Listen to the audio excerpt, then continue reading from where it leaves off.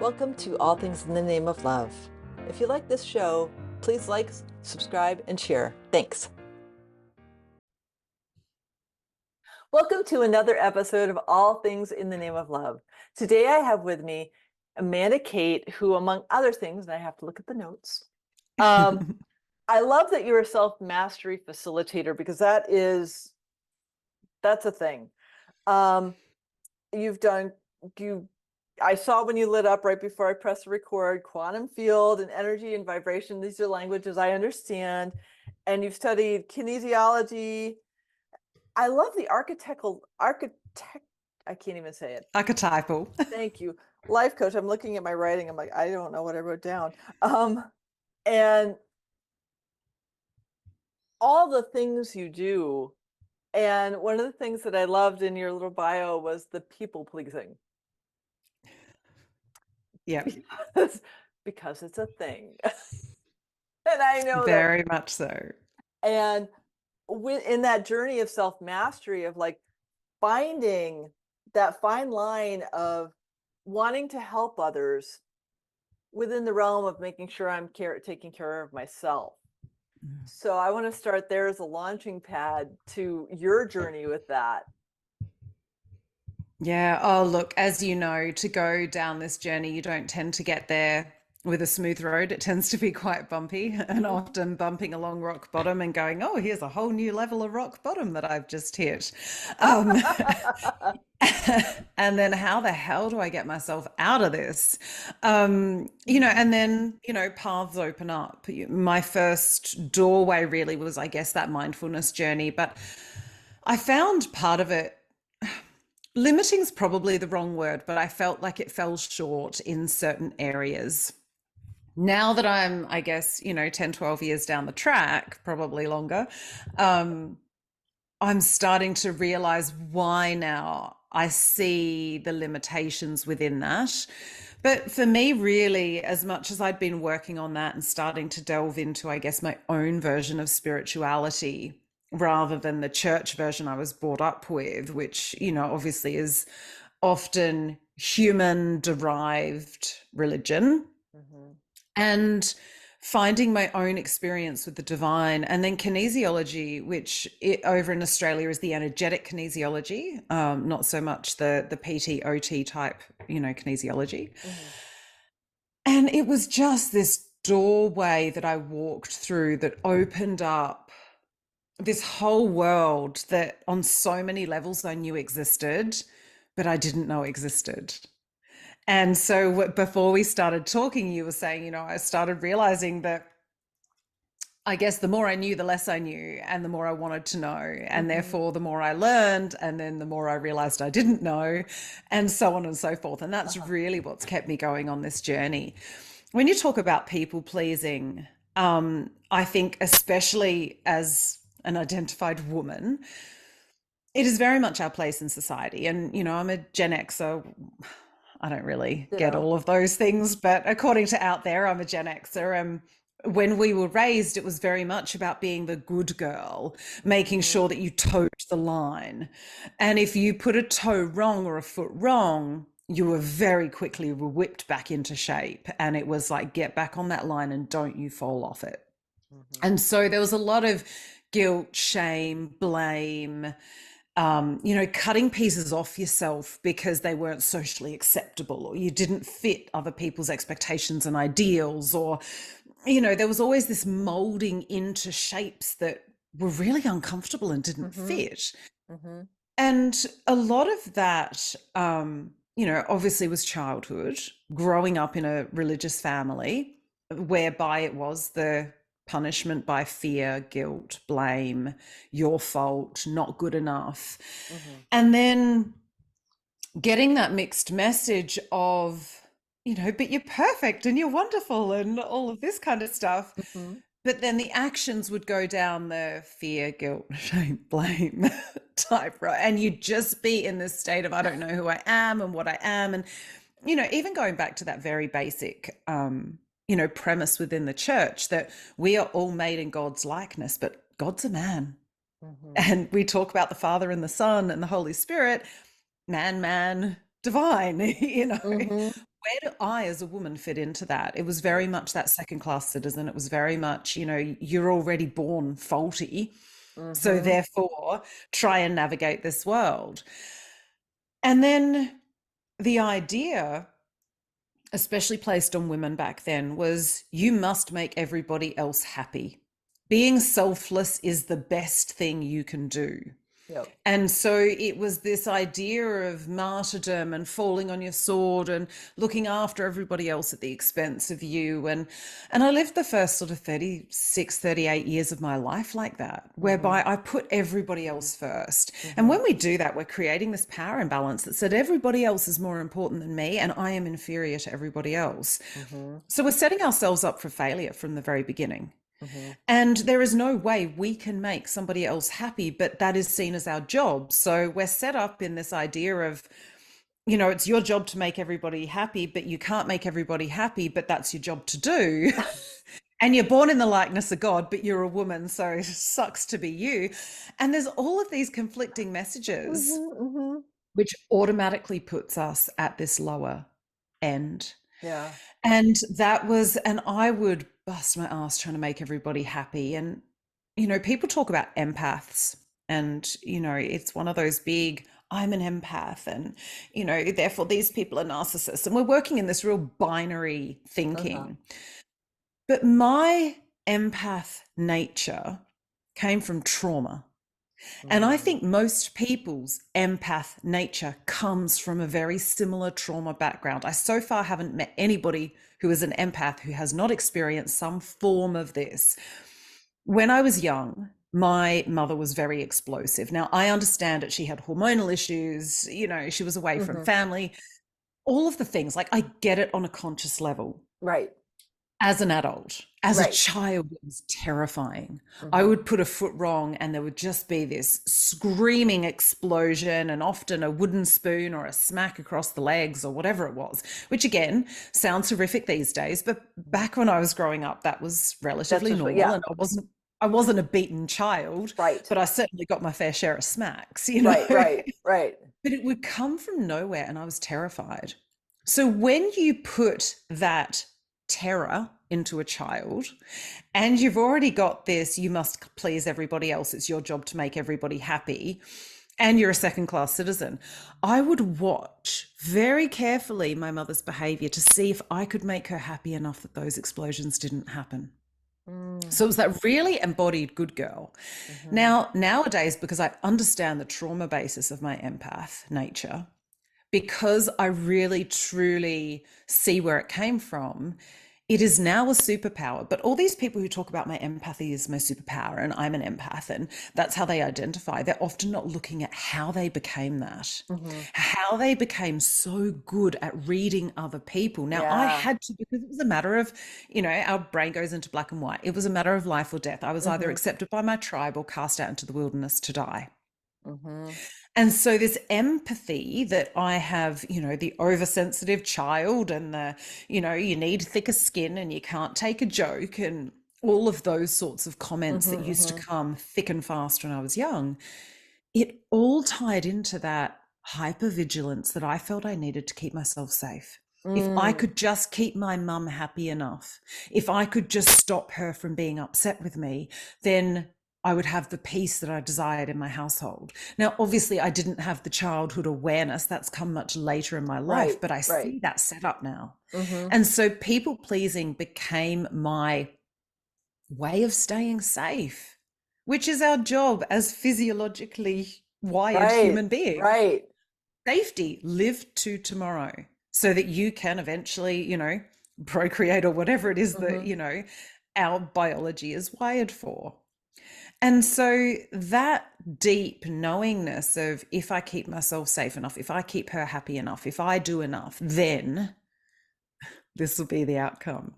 And so it's this Yeah. really deeply wired thing. And I lived my life to that. And eventually it led to chronic fatigue. And obviously I married an abusive, you know, partner. Mhm. And, but it's all that setup from so early on of Right. hypervigilance, empathy, people pleasing, second class citizen, all of that stuff that Yeah. gets ingrained in us. Yeah. I love that the way you described it because I felt so much. relatability to it. And my mom was a musician. The entire family thought it was a hobby. Mm. So she never got validated for the countless hours except by me.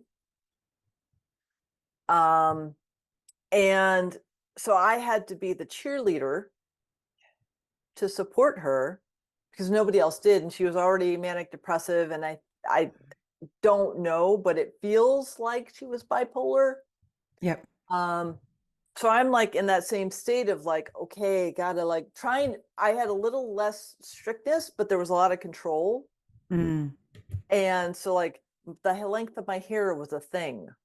Oh, same. And I was like, okay, why is that? Why don't you just get conditioner, mom? That would make my hair whatever length it wants to be. But it was like this whole, like, no, you're going to be this way. And I'll give you some latitude, but don't you be a better musician than me. And don't you try to compete in any of my skills. Mm. And so I learned to just stay clear of everything she was good at, even though I had the propensity for it, because I'm her child, so it was in the epigenetics. Mm. I just stayed clear of it because it was safer to not have to compete. And so my little child had that trauma, just like you. And you know how my adult self, when I started doing inner child work, I would turn that historian on and I would dig. And I was relentless. Like, what is the thing? I want to find the thing. Where's the thing? Come on, show me the thing. I want to. And one day she came out and she was like, leave me alone. Yeah. You're bringing in somebody who's been practicing research since 16 to 50 at that point when she Yeah. came in. And you're turning all of that on a 6-year-old. Yeah. That's not cool. Leave me Mm. alone. And I was like, oh, I Mm. had no idea that I was doing that to you. I'm so sorry. And then I started taking somatic healing practices so I could get out of my head and just let her feel. And that has been incredibly transformational for me because I don't ask when I just feel something, I just let it happen. Mm. And I'm not questioning where it's coming from. Mm. Yeah. And that's, I use a bit of differential with that. I sort of feel into it and go, do I need to understand where this is coming from, or do I not? mm-hmm, And so I sort of, I guess use that discernment of, mm-hmm, is this old stuff that I need mm-hmm, to go and talk to that inner child and see what was going on for her, see what she mm-hmm, needed, see what support or love she mm-hmm, needed, mm-hmm. or do I just need to feel it and let it wash through? And Um, so taking that to that part is tending to where I go with that, which yeah, that is, makes yeah, sense. Yeah, phenomenal. I think because she was just like so adamant, like, Oh, yeah. stop. You're increasing her trauma. Oh yeah, I totally was because like I just want to find out what this is. And she was like, Yeah. what? What? Ah, yeah. And like just pulling back and shutting down even more Yeah. because like here's this other control freak who's coming in to try to help her Yep. and understand what it is. And she's like, I can't. And a couple like about a I guess it was about a month ago, I had this big awareness of a lens that I was seeing that was formed when I was about 10 and just morphed into this crazy Mm. perception that only a 10-year-old could create. Yeah. And so I didn't see her as a 10-year-old. It came through in dreams Mm. and awarenesses over the course of 3 days. And I finally saw the mosaic. And I'm like, okay, thank you. But I wasn't pursuing it. It was coming to me for me to Mm. finally see it.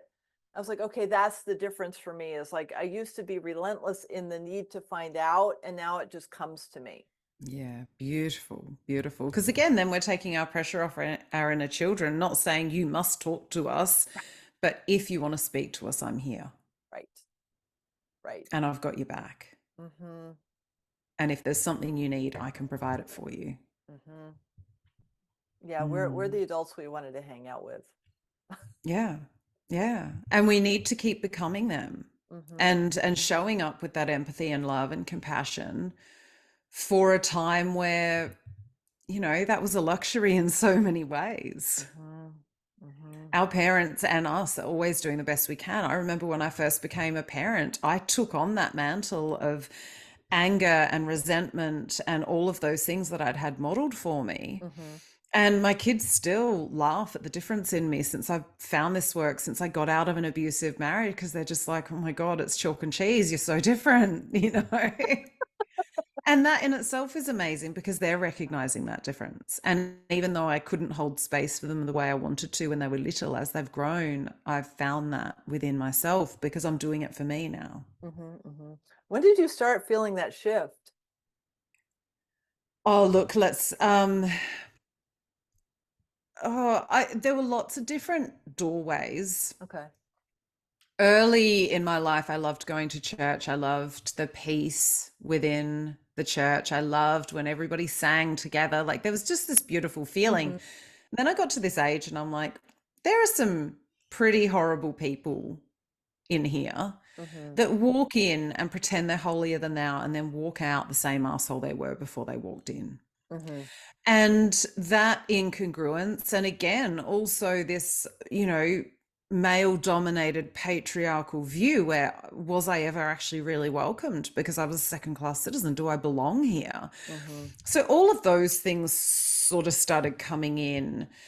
And then in my teens, I sort of dabbled in astrology and tarot cards, but that got very quickly shut down because it's the occult and it's the devil's work and Mm-hmm. all of those sorts of judgments. And it's always it's always been with me. It's always been there, this curiosity, this spirituality. But I've often pushed it away because that's not what people like us do. That's Mm-hmm. not how we behave in this world. That's Mm-hmm. not socially acceptable. Right, right, Whatever that messaging is, that's not very Christian of you, right, right. those sorts of things. And that judgment, because all I wanted was to be loved and accepted, that Mm-hmm. judgment was really hard to navigate. Mm-hmm. And so again, it was looking into in my early 30s, I remember reading this article that said women at 32 are like at their height of feeling sexy and being desirable and all of these things. Anyway, it was a BS article. Mm-hmm. But at the time I was like, I don't feel any of that stuff. Yeah. Like, am I even more broken than I thought I was? Mm. Because I'd had two children. I was not exactly in a loving relationship. I was, again, in a controlling relationship, in a very abusive relationship. Mm-hmm. And it sort of got to the point where I was like, is this all it is? Is this all life is? Mm. Do I just have to put up with this? And that was really where I started questioning things. And then I found mindfulness and I found a few other things and I dabbled in it often in private because I didn't want anyone to know. Right, right. And then I got to a point where there was a massive incident and I found kinesiology. Mm. And I don't know how they were picking stuff up, but it was like magic. It's like you're seeing me. And it was the first time in my life I really truly felt seen and heard, Mm. that I felt that someone was holding space for me Mm-hmm. and that somebody understood how to reframe that my normal wasn't normal without Mm-hmm. judgment. Mm-hmm. So I remember in that first session, my kinesiologist said to me, "You don't understand how emotionally abused you are, do you?" And I Mm. put in some major relationships in my life and went, oh, yeah, I see it. But it took me another 4 months to see that my biggest emotional abuser was in my bed. And realistically, once I got out of that marriage, I threw myself into my study. I was studying all these different things, reading all these different books, just started diving into this whole new world. And that was really 2015, 2016, Mm-hmm. that I just started doing a massive, massive deep dive. And it just changed my life. I became more peaceful. I became more of who I was. I set boundaries for how people should treat me, but then those boundaries developed into standards, into those Mm. internal standards of this is how I will be treated. Now, Mm-hmm. if you can't treat me that way, I will put in boundaries, but this is how I expect to be treated now. And if Mm-hmm. you can't meet that standard, I don't want to be around you, Right, right. because my peace is the most important thing. And me being the best mother I can be is the most important thing. Mm-hmm. And that was really when it all like properly started to develop and embody.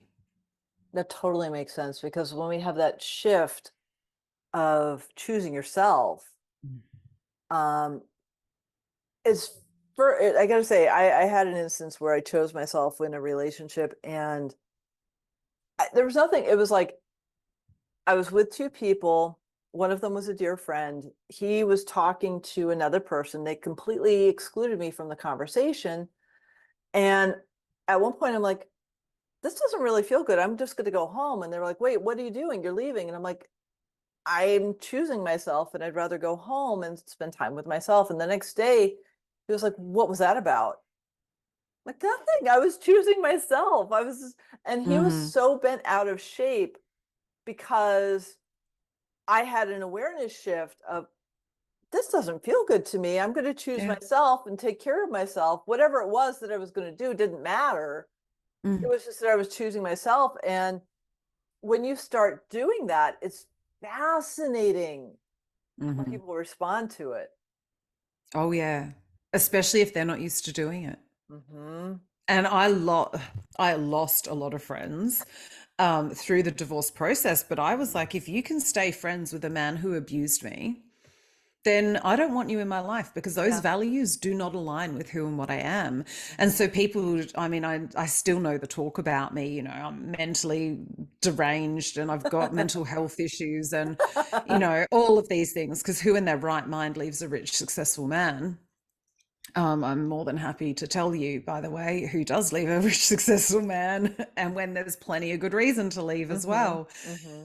You know, but I just went into this thing of, if you can keep someone who is a perpetrator of domestic violence in your life, you're not someone I want to hang around. Right. So they were all saying that I had the mental health issues and that I was mentally disturbed and that I would regret it and that all of that kind of stuff. Mm-hmm. Again, all that blame that came onto me for Mm-hmm. choosing me. And I Right. just went, you're not the people I want to have in my life. You do not Mm-hmm. align with my values. And I'm happy to walk away. Mm-hmm.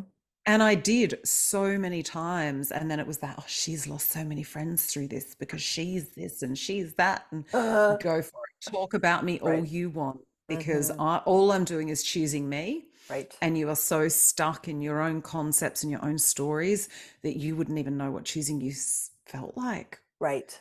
Which I would love to see a difference, of course. You know, I Mm-hmm. don't wish ill on anybody. Right. And also, we all have that choice. Mm-hmm. No, I agree with that so much. I've seen so many, for the language I like to use is frequencies and resonance because it just Yeah. makes sense. So Yes. I've seen shifts in relationships, especially in the past few months. Yeah. Um, and I just notice it, and it's like the frequencies just they don't match. And it's not one's Mm, lower than another. It's just like it's yeah. just They're dissonant. incongruent. Yeah. And so if somebody drops out of my life, I don't take it personally anymore because I'm on my own journey and I love them and I send compassion to them. And, my soul is telling me, like, hey, lady, you signed up to fully embody Christ consciousness. So that's the path that I'm Mm, taking. And it's gonna alienate people. yeah. That's okay Yeah. because it's not their path, it's mine. Yeah. Absolutely. Yeah. That makes so much sense. Yeah. So, how have you seen your life shift since you started choosing yourself, other than losing all the friends? Oh, look, it has been, there are so many small ways and big ways and all the rest of it. You know, I spent 2 years on my own before I looked for a partner because, again, I didn't want to welcome in what I'd welcomed in before. And Hmm. so even when I was, on Tinder, because I was like, it's either Tinder or someone's got to run into me with a shopping trolley at the supermarket because I don't go anywhere. And so I use Tinder as a personal development tool in that I Oh, would put my cool. profile up. I'd go out on a couple of dates and go, oh my God, what have I not healed in me that's attracting that? Yeah, yeah. And then I would take my profile down, go back to my kinesiologist. Okay, we need to work on this. And then I'd put my profile back up and go on the next few dates and then go back. And it was this process of I love that. what have I not healed that is Yeah. attracting those things in? When I was working on my divine feminine, I had all of these dates with guys who just wanted to dominate that and wanted to own it and were super attracted to it, but almost didn't know what to do with it. And I'm like, yeah, no, thank you. Yeah.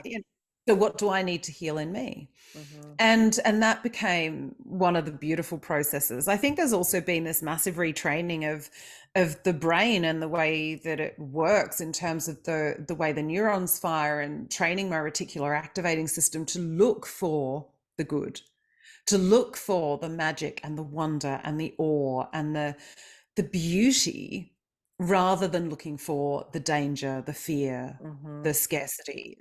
And that training has been amazing. I walk the beach for about 7.5K every day Nice. with my dog.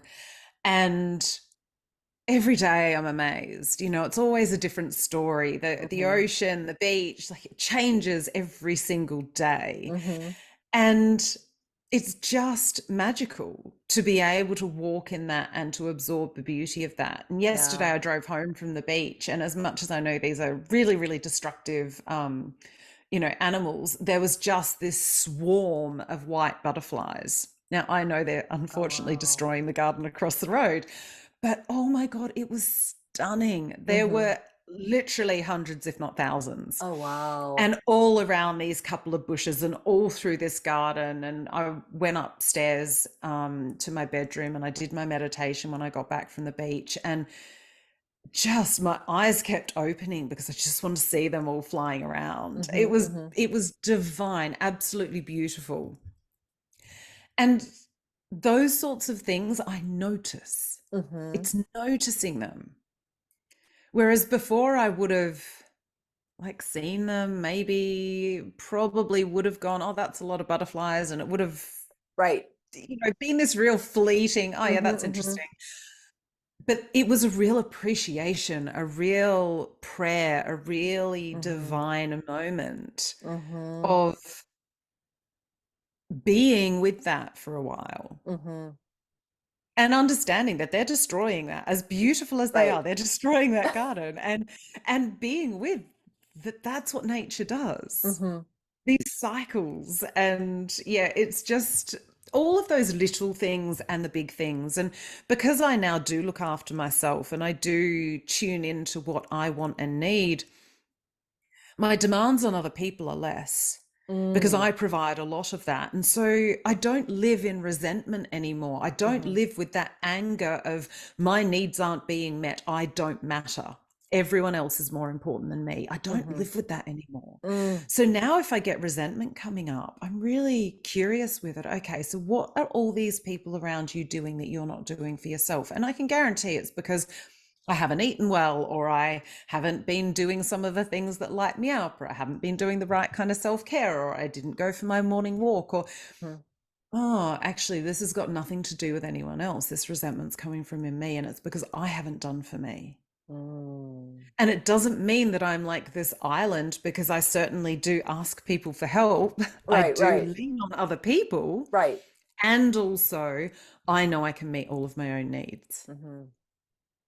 So it's getting comfortable with that paradox of both Yeah. and more, laying it all out on the table and going, that all exists. Hmm. You know, yes, my mother was explosive as a mother, but she was also funny as hell and generous and loving and blaming and guilt shaming and Right. And all the all the rest of it. things. And Yeah. she's all of the things because she is both divine and human. Hmm. And to be able to just sit there and go, oh, that's what she is. And Yeah. I love her dearly for all of that. Hmm.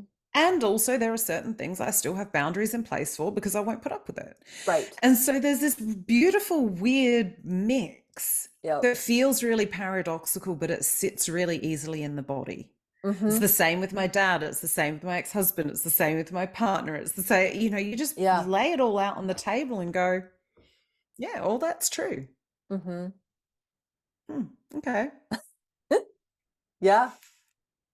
It's beautiful because like when we can like my relationship with my mom was tumultuous, and as she's gotten dementia and I've been healing myself, the ability for me to see her, I actually a couple months ago I was able to my cousin had reached out and said, I want you to tell your mom how grateful I am that she saw me and allowed me to be who I was.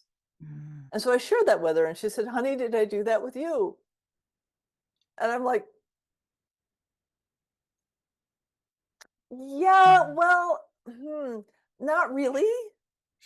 Yep. And this is what I learned from it. Yep. And she was able to hear, she's had moments of lucidity, Mm, and most of the time it's so when she has those moments of lucidity, I'm able to share things with her. And I'm like, yes, I didn't perceive this as you mm. supporting me, but that was for me to heal Yeah.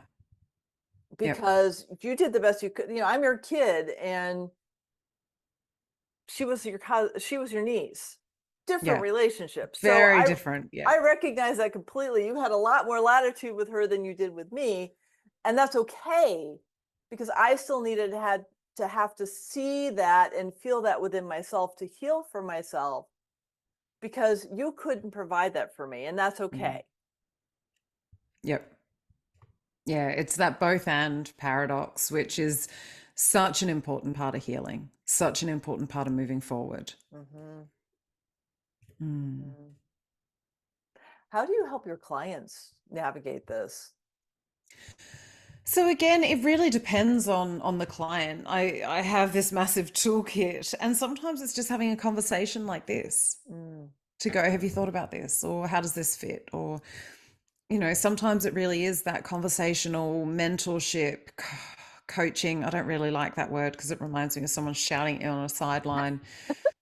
But mentorship coaching type relationship where it will be asking questions, it will be sharing experience, it will be sharing through story.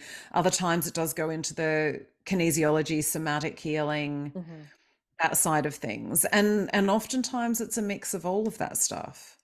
There are times my clients don't get on the table. There are times that they, are in almost a trance state as we're going into work with those inner children. There are Mhm. times, so it really depends on what we're doing. Mhm. Often what I do try and do is a number of sessions first up, which kind of clear the basics of all of this stuff Mhm. so that Mhm. we've got a strong foundation on which to Right. build. Often I find that in personal development, people are trying to build their new life on shitty foundations. Yep. And so I really try to work with them. Let's shore up these foundations Mhm. first. Mhm. And then what are we going to build? Yeah.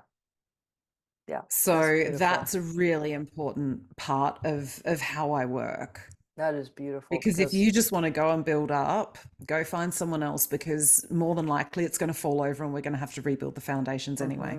mhm. Mhm. I appreciate that because getting to the root Mm, is like for me, my quest has been getting to the root yeah. because I know what I'm supposed to do on this planet. I've seen like I've known since I was a little kid what I'm supposed to do, and all of those programs and my own protection Mm, blocked all of that from coming through, and it's also divine timing. So like the quest to uncover all of those unseen parts or those hidden parts, not as a goal but as a way to shine more light. yeah. And that's Yeah. that's that's been my redirection of that academic to just like, how about we use the claircognizance as opposed to the having to prove it, because I already know Yeah. it inside. Allow that to come through instead of the conditioning. Yeah. Well, I heard this analogy somewhere and I can't remember where I heard it. And obviously I've changed it to suit my own understanding. But it's like we inherit a garden from our parents that Mm-hmm. has all these, random plants and stuff in. We didn't choose what to plant in our garden. Mm-hmm. And we oftentimes we go through our life just trying to maintain things and keep things alive and make sure that things aren't dying. But well, we've never looked at the soil. We've never looked at, the fact that, say, my mum is comes from Holland. My dad is Australian. Now, some of those plants are really going to thrive in the soil that I've got. Others are not. But I Mm-hmm. didn't choose any of them.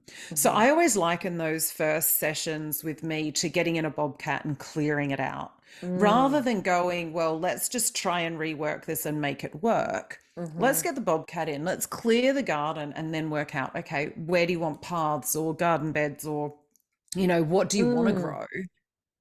And then we can choose what we're planting. Now, we Mm-hmm. may transplant some of those plants. We might go, actually, these are really important. These are beautiful. We are going to do everything we can to make sure that they stay. Mm-hmm. Awesome. It is a conscious choice then. Right.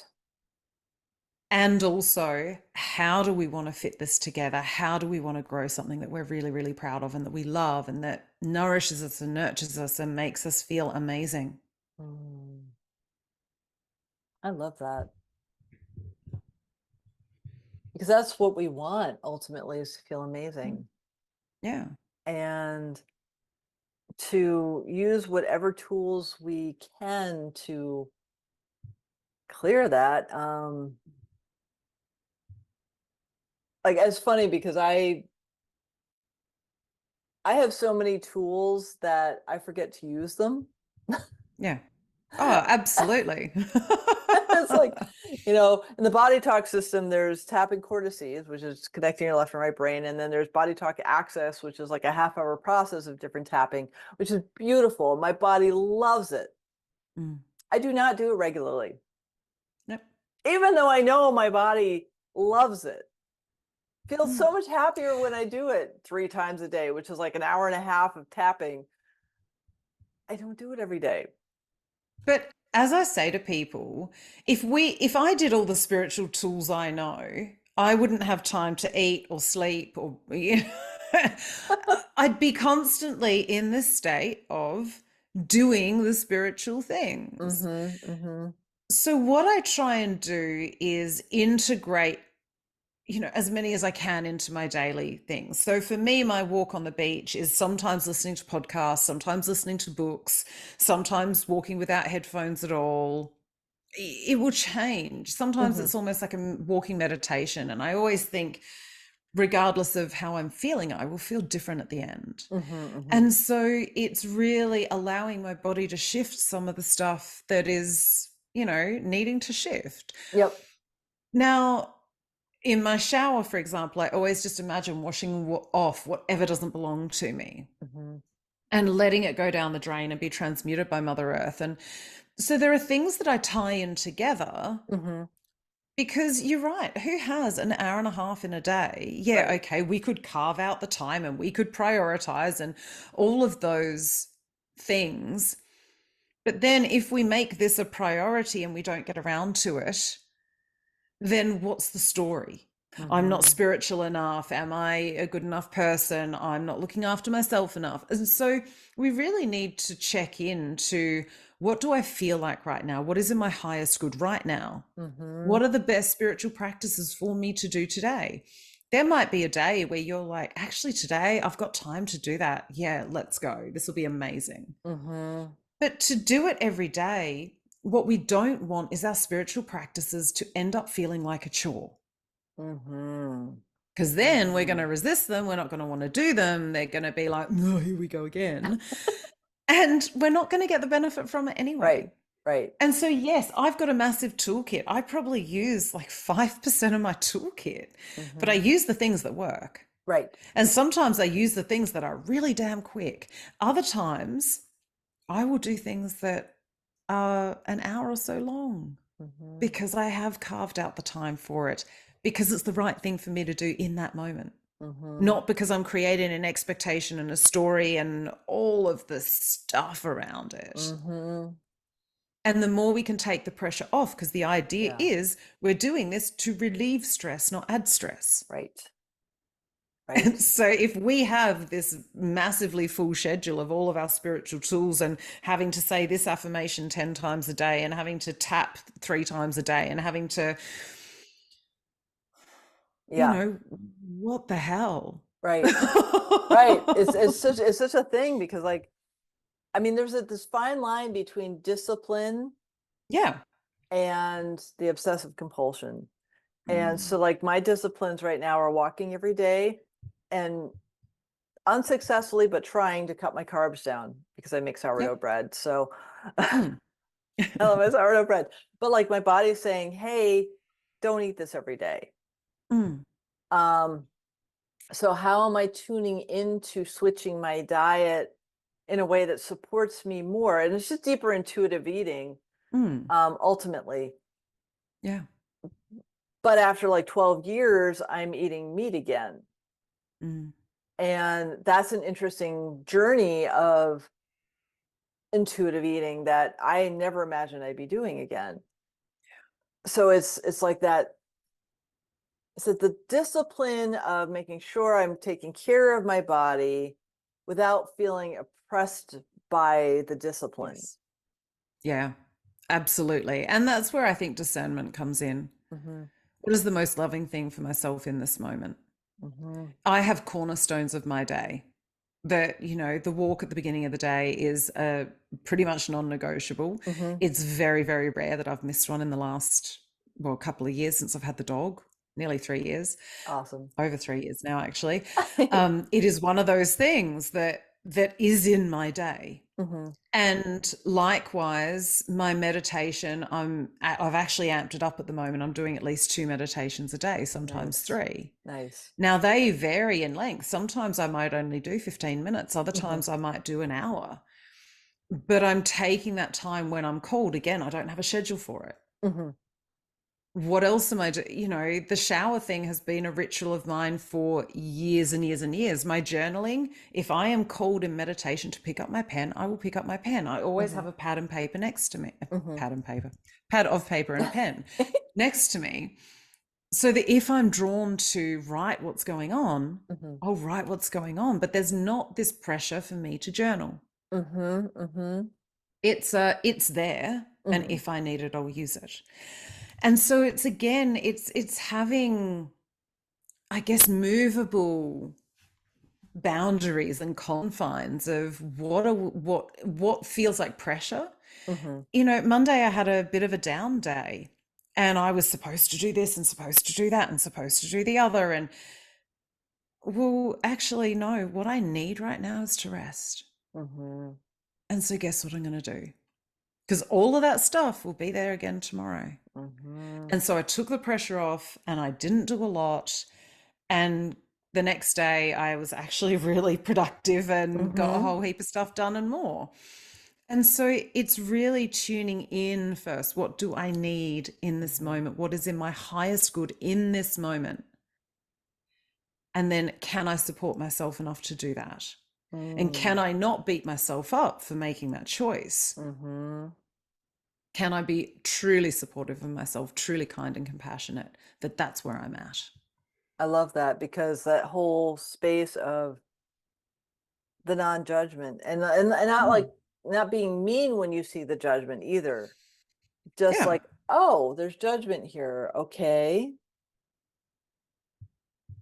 For me, it's where is it? Where in my body Mm. is it showing up? Because Yep. that's how I feel it. And then I slow down enough to be present with it and allow myself to feel until I feel it moving, and then it shifts out. And Yeah. um I've I have had the pleasure of allowing myself to see how most multidimensional I am. Mm. And because there's a part of me that's like, oh, I want to be more like Kuan Yin. Yeah. Well, there's moments where I am exactly like Kuan Yin. I have that depth of compassion. I have that deep, deep space. Mm. Then there's other times where I want to drive my BMW at ridiculous amounts of speed because it's fun. And they're Yeah. all part of me. Mm. And so, Because it's that 100% divine and 100% human. And the mhm, problem, and this is where we go in, or I have found the limitations of mindfulness, non judgment. Well, you know what? We are humans. We judge things all the time. We judge mhm, distances. We judge, that the stove is hot, so I shouldn't put my hand on it. We judge a lot of things. I still remember when I was learning to public speak and someone said, people will judge you within 5 seconds of you getting on stage.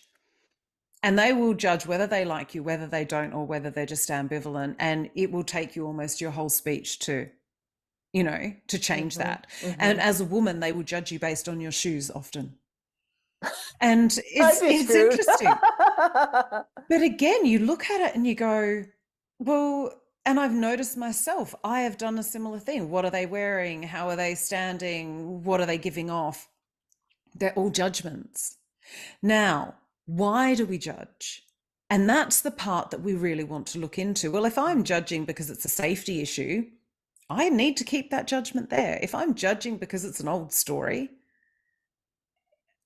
then can I change that story? Mhm. And a perfect example is my partner and I were driving back from our beach walk, and there was this guy next to us. He was an older man. He had his sports car and the top down. And my partner's like, oh, midlife crisis. And I said to him, okay, you can think that. I'm going to give you my first thought. And my first thought was, oh my God, he's finally bought something for himself. What if he has been raising a family for these last 40 years and he's been supporting his wife and his children through university and I don't know, all these things, and Yeah, he's yeah. put all of his money into a house, and now he's finally bought something for himself that he loves and gives him joy. And my Mhm, partner was going, oh my God, like that's a way better way to think. And I said, I'm not mhm. trying to change your way of thinking. Right, I'm just giving you a different alternative. right. And he was like, and that was your first thought? And I went, yeah. I thought, good on him. Yeah, Because mine won't be a sports car. Mine is going to be a caravan and a car to tow it because I want to go and, camp around yeah, Australia because there's some gorgeous places. yeah, yeah. And so that's my caravan or my BMW or my Mercedes or Mhm, whatever it is. I can sit with that other judgment if I want to, or I can change it. And the only reason I could change it so that it's not my first thought is because I've worked on it. mhm. And I've recognized that patterning in me, that societal conditioning. And so, judgment, when you're going non judgment, well, no, I need to judge. I also want to understand what's driving my judgments and what, Mhm, therefore, I want to keep and what I want to let go of. And mhm. so they're the kind of flaws that I've really started picking up. It's even like the non reactivity thing. We are built to react. People do shitty actions. Mhm. We have a reaction to it. And guess who's blamed? The person who has the reaction, not the Right. person who did the action. That was Mhm. most of my life. I was Mm. the one blamed for my reaction.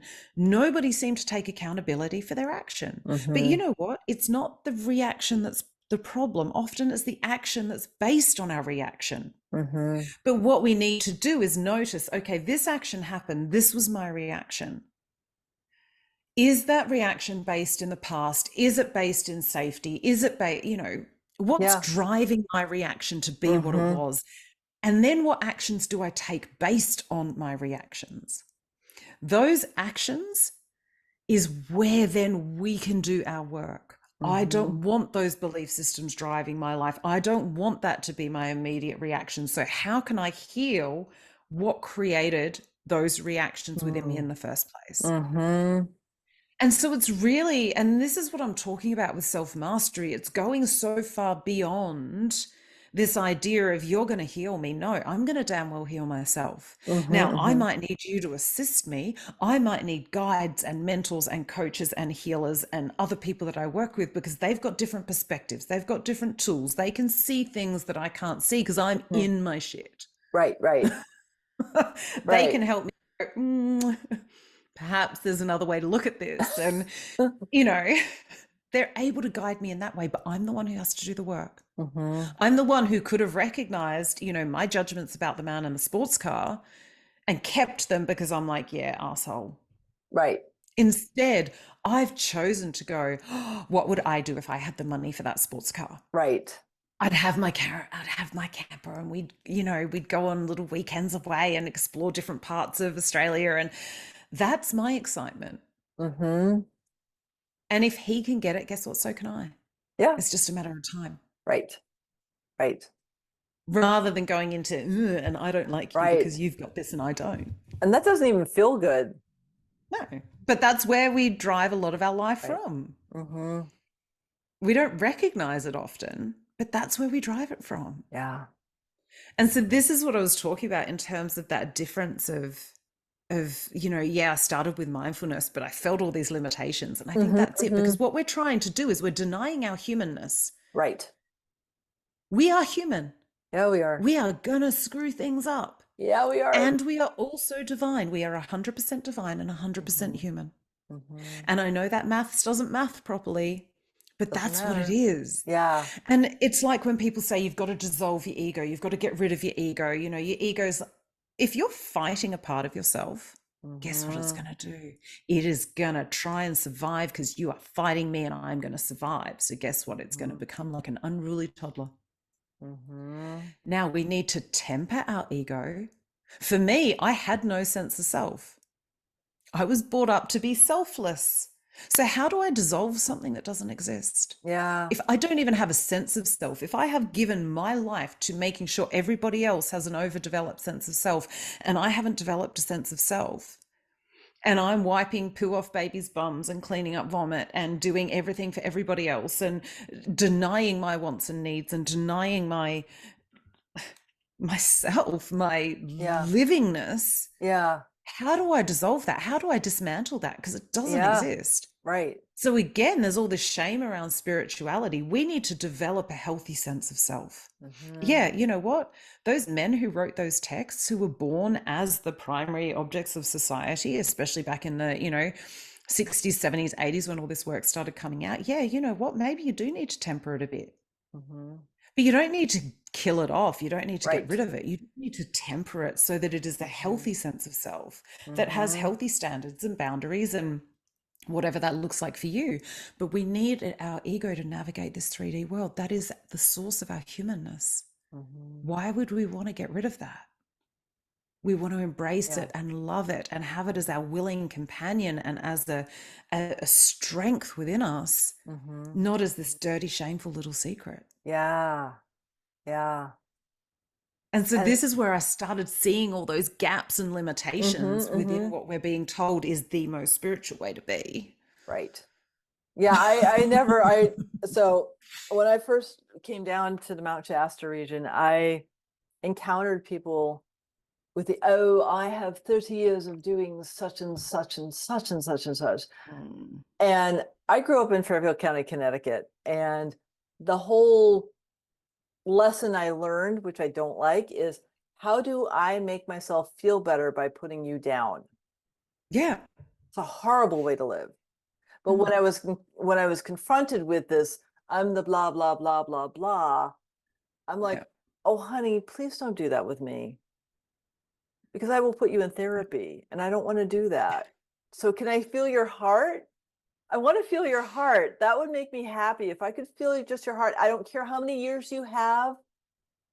It doesn't matter. Where's here? If I can feel this, we'll get Yeah. along really well. If I can't feel Mm. that, you're just in a different frequency. Yeah. But And please, again, it's this power imbalance. mm-hmm. Look up to me, worship me. It's ego. I Guess know. what? It's overdeveloped ego. Yeah. They're just calling it something different. And it's the same with that love and light community. Well, yeah, you know what? You can own your love and light, but are you owning your shadows and shit? Are you Mm-hmm. doing true shadow work? And I don't mean just poking at your shadows and poking at them and poking at them, but integrating them and learning to Mm-hmm. love them deeply and messily and go, yeah, I am that horrible. Mm-hmm. And also, I am that wonderful. Mhm. And when both of those can sit easily in your body, beautiful. But Yeah. we can't just be love and light, or we are No. denying so much of the beauty that makes us us. Mhm. Mm. I'm just feeling that. That's so beautiful. Mm. Mm. And we're not always going to be that love and light because you know what? I'm what, 13 years on this journey and I am still messy as hell. And that ain't going to Oh, I get change. it. You know, the only difference I'm is human. when I feel the anxiety come in, I'm way more present with it. Hmm. Like that's the difference. It's like, do I get like I can't I've had anxiety my whole life. It's one of those things that when you're trained to be an empath, you have anxiety. So like I Mm, used to have these well, now when it comes in at 2 o'clock in the morning, because that's his favorite time to come in, of um, course. liver time, Mhm. I'm just like, okay, I'm just feeling you. Mm, I'm just present with you, and I'm going to be present as long as you need me to. mm. I'm not going to try to tell you you're not welcome because you are part of me. Yeah. And I'll just feel it. And like the other day, it was really cool. I actually got to feel the connection between my kidneys, my adrenals, my heart, and my teeth. I was like, Mm, I got a kidney meridian thing going. Like that is so cool because I could feel it. yeah. And it was like, oh wow, you just showed me that. That is so Mm, cool because now it's another part of me that I'm aware of. And yeah. does that mean it's going to go away?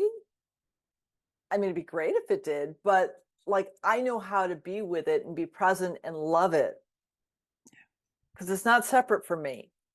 No, no, absolutely. And I think that that is the most beautiful thing. I know my anxiety ebbs and flows. I get a lot less of it these days because I'm so much more aware of it. But I had Hmm. an anxious day the other day and I was like, you know what? I've still got stuff to do. So you've just got to come with me today.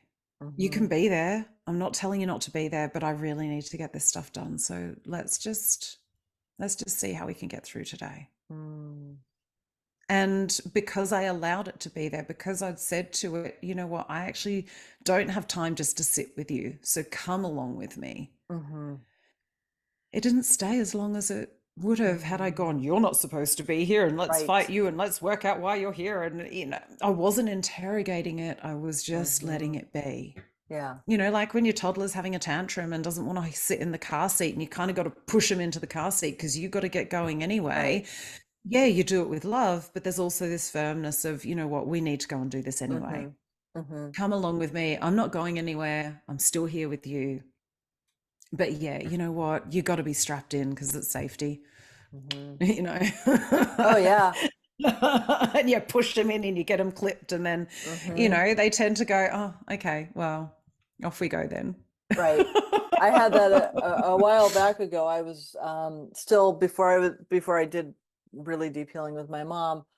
I showed up at her place and my little girl fought me the entire time. She did not want to go in. She was Mm, fussing and fussing and fussing. And one of my girlfriends said, okay, I want you to imagine that you have a conversation with her. Say, okay, I'm going to leave you in the car. You're going to have coloring books. I'm giving you a blanket and all the snacks. And here's your favorite stuffed animal. I'm going to leave you here. I'm going to go do the thing that you don't want me to do. You're safe here. And then when I get out, I'm going to treat you to a chocolate. mm, I didn't feel that energy with me the entire time I was there, which is why I was able to do some really, really deep healing because I honored her.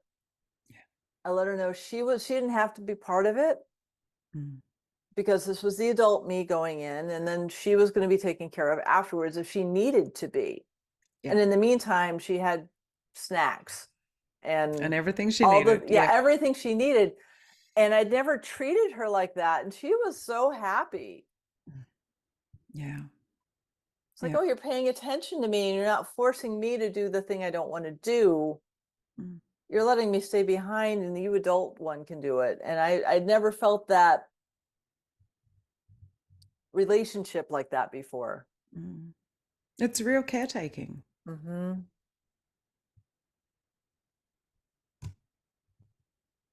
Mm.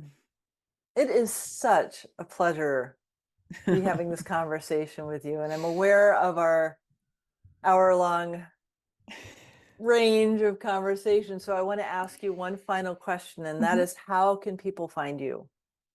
So my website is amandakate.com.au and all of my social links and everything are on there. So yeah, I'd love you to keep in touch. Will do, my dear. Thank you so much for all that you are, for all the light you do in the world, and for your beingness. Oh, thank you. We need your light shining in the world. So thank you so much. And thank you for blessing me by having me on today. Oh, you are so welcome.